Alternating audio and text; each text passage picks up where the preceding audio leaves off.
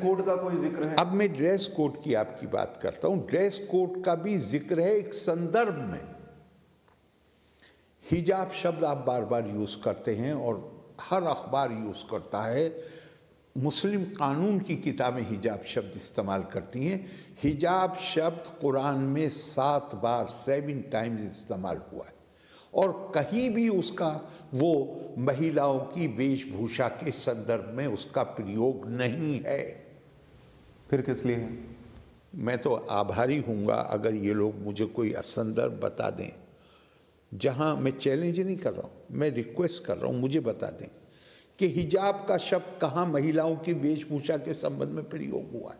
हिजाब कहते हैं स्क्रीन को, हिजाब कहते हैं पार्टीशन को, हिजाब कहते हैं दीवार को, हिजाब कहते हैं, उस जमाने में अरबों के घरों में दरवाजे नहीं होते थे तो वो कपड़े का कर्टेन लटकाते थे, पर्दा लटकाते थे, उसको हिजाब कहते। या हिजाब इसको भी कहते हैं कि जहां मैं आपकी बात सुन रहा हूं और आपको देख नहीं रहा हूं, आई कांटेक्ट नहीं। नहीं, मैं आपको देख ही नहीं रहा, आप दीवार के पीछे से मुझसे बात कर रहे हैं। अच्छा, ठीक है। सेक्लूजन को कहते हैं, इसको भी हिजाब कहेंगे कि आप अपने आप को अपने घर में बंद कर लें और आप कहें कि मैं मिलना नहीं चाहता किसी से, इसको भी हिजाब कहते हैं। लेकिन कुरान में 7 जगह पर आप उसे पढ़ लीजिए, कहीं भी महिलाओं की वेशभूषा, मेरे शब्दों पर गौर कीजिएगा, वेशभूषा के संबंध में, ड्रेस के संबंध में इस शब्द का प्रयोग उस संदर्भ में किया ही नहीं गया है। अच्छा सर, एक शब्द नहीं, ये पूरा बता दूं, एक शब्द प्रयोग हुआ है, खिमार। खिमार ये है जो आपने अभी लिखा, जो मैंने ये, इसका बड़ा भी हो सकता है, इससे चौड़ा भी हो सकता है। इसको अंग्रेजी में ट्रांसलेट किया गया है, जो डिक्शनरी है उसमें किया गया स्कार्फ, चादर। और कुरान क्या कहता है, वो समाज वो थे जो समाज की इकोनॉमी स्लेव ड्रिवन इकोनॉमी थी, यानी गुलाम इंसानों को गुलाम बनाया जाता था और उन गुलामों से जो इकोनॉमी होती थी, जो प्रोडक्टिव वर्क होता था, वो गुलामों के माध्यम से किया जाता था। अब गुलाम महिलाएं भी थी।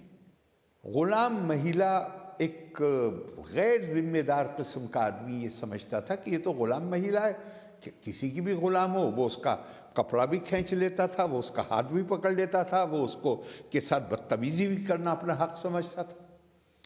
किसी आज़ाद महिला के साथ ये हरकत कर दी गई मदीने में, ये लिखा हुआ है किताबों में।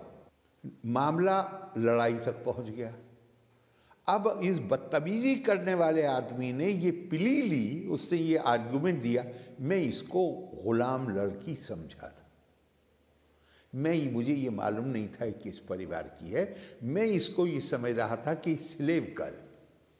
इस पर कुरान की आयत आई और कहा ये जो तुम्हारा खिमार है, इसको अपने कुरान के शब्द में अगर आप जाएंगे तो कहा इसको अपने जिलबाब, जिलबाब कहते हैं,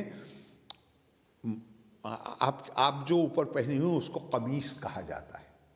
महिला जो कुर्ता टाइप ढीला होना चाहिए उसको जिलबाब कहा गया है। और एक जगह नहीं कहा गया, कुरान में भी कहा गया है, सीरत की किताबों में भी जिलबाब शब्द का इस्तेमाल हुआ है। जिलबाब महिलाओं की कमीज, क्योंकि वो कमीज पुरुषों की कमीज के मुकाबले में थोड़ा ज्यादा ढीली होती है। तो जो कुरान के शब्द हैं वो ये हैं, अपने इस खिमार को अपने जिलबाब के ऊपर डाल लो। अब इसका मतलब ये निकाला गया कि अपने बूज़म पर डाल लो। और अगली लाइन बहुत महत्वपूर्ण, ताकि तुम पहचानी जा सको। क्या पहचानी जा सको? कोई तुम्हें लोग जान सके कि ये आजाद महिला, ये गुलाम महिला नहीं है जिसका हाथ पकड़ के और घसीट लीजिए। एक संदर्भ है। आज की तारीख में दुनिया में गुलामी कहीं नहीं है। दुनिया ने मानव प्रतिष्ठा बहैसियत मानव के, बहैसियत हिंदू, मुसलमान, सिख, ईसाई, यहूदी, इस हैसियत में नहीं,